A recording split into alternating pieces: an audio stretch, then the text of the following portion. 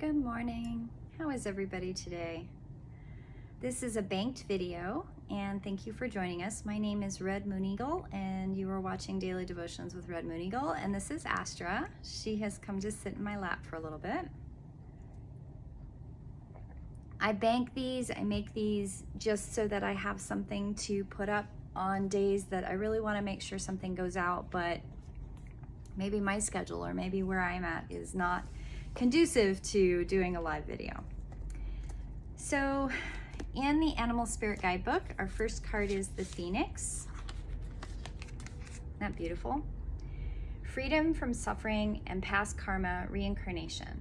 The Phoenix represents the transformation of our past. It doesn't mean running from it, denying it, or burning bridges with rage. Phoenix employs an advanced technique described in yoga as the burning of the impurities through the practice and dedication, the tapas. The essence of the Phoenix is with us when we realize we've been suffering too long and something must change. We take a stand and decide to live consciously instead of being driven by the unconscious mind and its long list of fears and aversions. At that very moment, the spark of the Phoenix is lit, and the great bird helps us burn through our baggage. We no longer run from who we are, what has happened to us, or what we've done. The stuckness and dead weight fall into the ashes, and a lightness and clarity emerge. As the stagnancy continues to smolder, the Phoenix lifts our spirits up and up, and we begin to recognize ourselves again. We may catch a glimmer of our eye that wasn't there before. Look closely. It's a sign the fierce fire of transformation is upon our wings. Isn't that beautiful? Phoenix entities are their own kind of entity. They're beautiful and they're amazing, and I've met some Phoenix entities, and I will tell you that they are so powerful and often so not recognized, and cherish them. Cherish if you have a Phoenix in your life. They are beautiful. In the Egyptian God Oracle, we got Sekhmet today. She's one of my favorites, Justice. She is the lioness-headed female goddess with a sun disk on her head. Sekhmet is the divinity of war, epidemics, and also protectress of forms of healing. She is the expression of the duality between disease and healing, chaos and order, water and fire, the two elements from which matter and spirit are obtained. Sekhmet brings order and punishes those who disobey divine law. They have the opportunity to reconcile the opposing energies. Remember that all the chickens come home to roost. Every person must experience the consequences of their actions, for better or worse. Every action or thought generates a consequence. Proceed more calmly and patiently. Avoid extremes. Be your own magician. Balance your will and your goals. Be just and be fair. Learn to judge and criticize constructively without hurting others. Sekhmet, I have so much to say about Sekhmet. I'll get back to her. Mystical Shaman Oracle. 46, the Serpent. Beautiful card. The serpent is the life force of Mother Earth. The coiled serpent of the Kundalini brings passion, healing, and renewal. She offers us the fruit of the tree of knowledge in the Garden of Eden. She reminds us to shed the past the way she sheds her skin.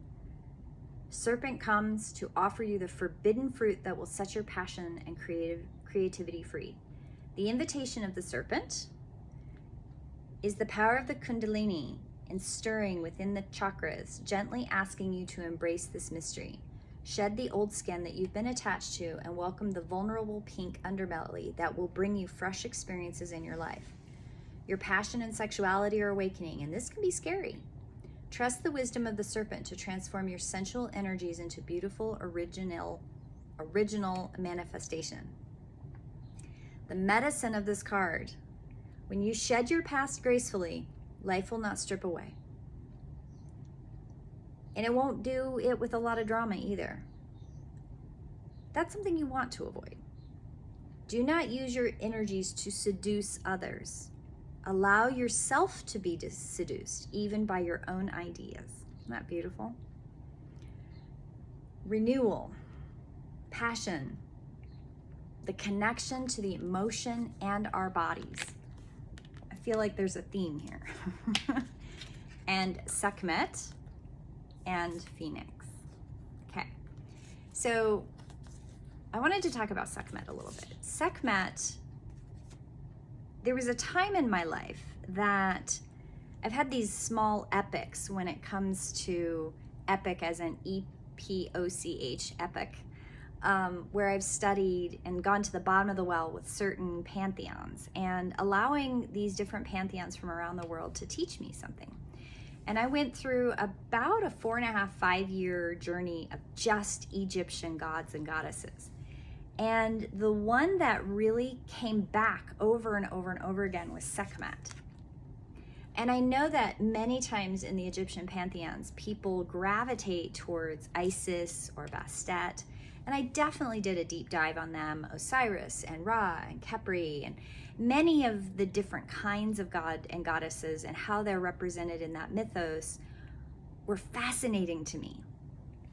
And one of the things that came back over and over and over with Sekhmet is that she is so powerful and so misunderstood. And I had these powerful dreams with her in my dream and reinforcing messages that I had skipped over in my waking state. And there were a lot of powerful messaging that took me a couple years to really process the fullness of them. And some of them had to do with the phoenix. Because the phoenix is that renewal. It's the renewal of not being afraid of that fire energy. Earth herself, our Earth that we live on within her ecosystems, we are part of that. Earth herself is a fire elemental. Her first life's blood was silica. Her first connection to the solar system was through fire, through her own fire. And there's a renewal process through all of the cataclysms that Earth herself has been through, and they always have to do with fire. And fire needs all of the elements to work. It needs all of the components to make fire do a thing. And Sekhmet is an embodiment of the cycle, the light and shadow cycle of true power. And I don't mean power as in power over someone else, like boss over employee, master over slave, government over the people. Pick a power hierarchy, people with money, people without money. Sekhmet and the Phoenix are about, Sekhmet specifically is about how to harness power that you bring through into this meat suit as the entity living inside this bodysuit, okay?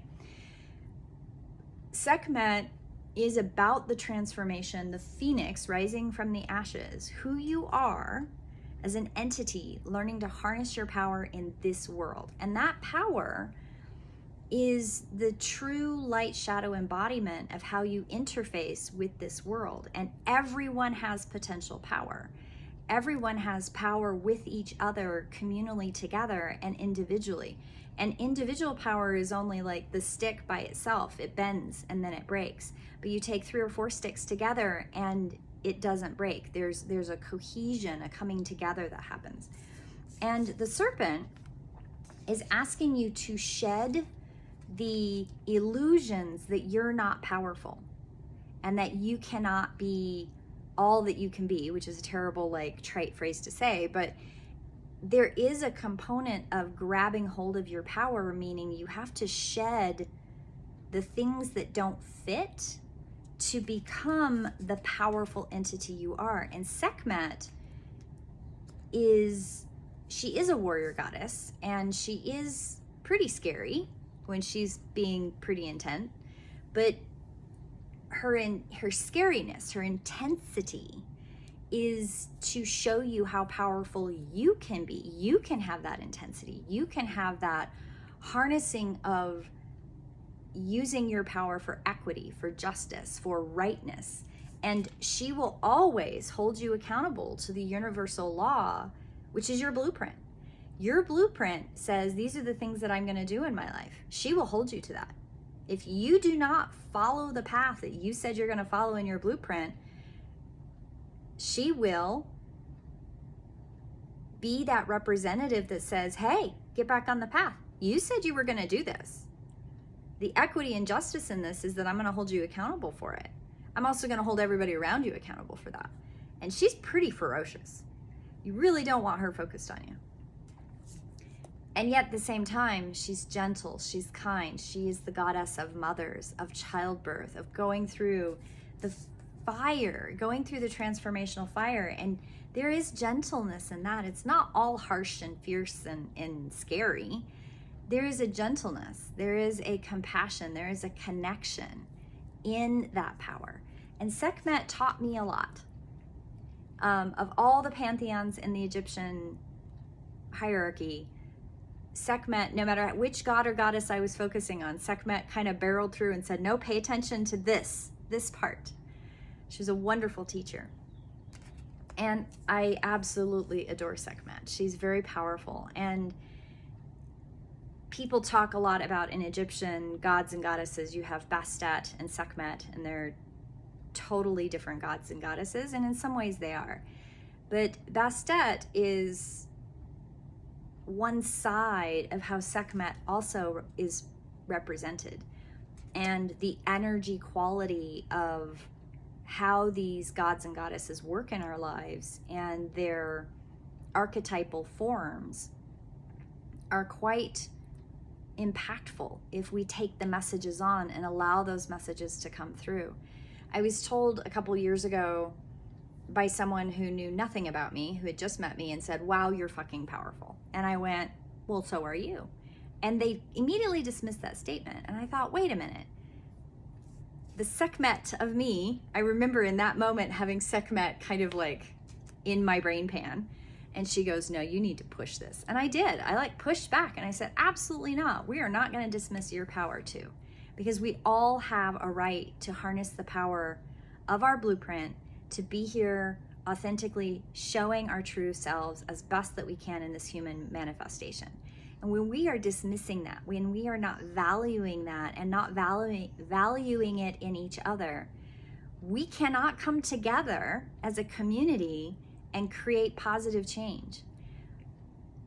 There are so many little windows right now that are opening throughout the world of people realizing we have to come together in community and we have to figure out what this change looks like. And we have to really get rid of this toxic individualism that separates us. We have to really come back to what does community mean, and this toxic individual unsupported human existence is what breaks the bonds and creates generations of trauma. We have to come back together. And there's these little pockets everywhere across the world that are happening. These changes are happening. And those that are in power, that are terrified of not having their things and being seen for someone who can't deal with their trauma, or seeing somebody who's just obsessed with things, or people who are obsessed with what they think power is. All of those aspects, those shadow archetypes that are living in our world, they don't want that to change. Because equity takes power away from those who seek power for power's sake. Sekhmet says your power is connected to how you honor equitably and you are just in the path of your blueprint, and you come together with others and you hold justice and equity and give that and offer that to everyone, but you have to do it together. If you are separate, if you are hierarching yourself, well, I'm this person has the answer to all the questions. And the last thing I want you to do is see all of my shadows, because if you see my shadows, I'm not going to have power. I'm not going to have control. If you're that person, Sekhmet will knock you on your knees. She will bring someone into your life to say, hell no.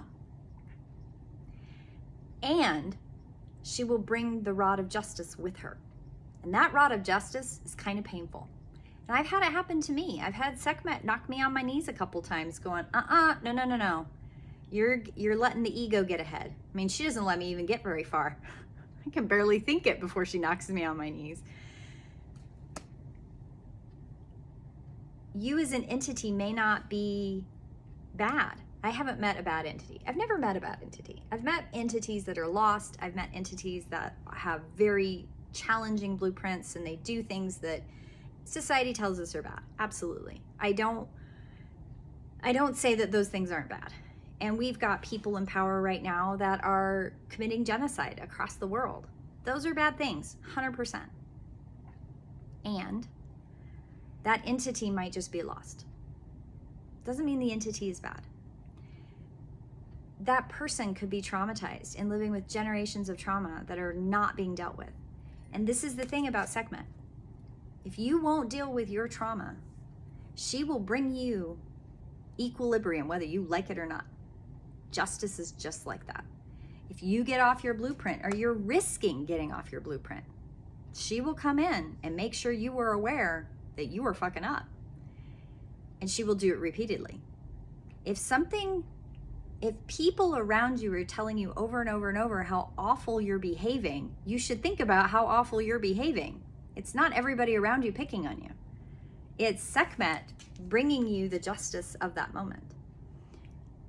Now, there is a difference between it being done in love and acceptance of your struggle as being an entity, or it being a targeted response to you seeking equity and those people around you being terrified of losing power. There's a difference. And even the most dullard, energy sensitive knows the difference between something being done in love and something being done to hurt you, to keep you down. They are different. And you know that. It doesn't mean it doesn't hurt. But looking at your own shadow and looking at what it is that you're doing in your blueprint that's got you off balance, that's hard. It's really hard to work on those things. I'm very lucky that I have deliberately sought out animal entities, pantheons, different kinds of learning from Earth's past, from indigenous people, from ancestors, to lean into the lessons, the archetypes, and the beautiful connecting journeys that they have led me on. Some of them have been extraordinarily painful. And some of the lessons of those journeys are generations of pain. That's a lot to work on without support. And yet, the universe has always brought me the people I needed at the time that I needed them, even when I didn't understand it. And that's a beautiful thing. We are never as alone as we think we are. And guess what? We are all good enough to be loved. All of us. Right, Astra? I love you all. Have a beautiful day. And I will see you in prayer. Blessed be.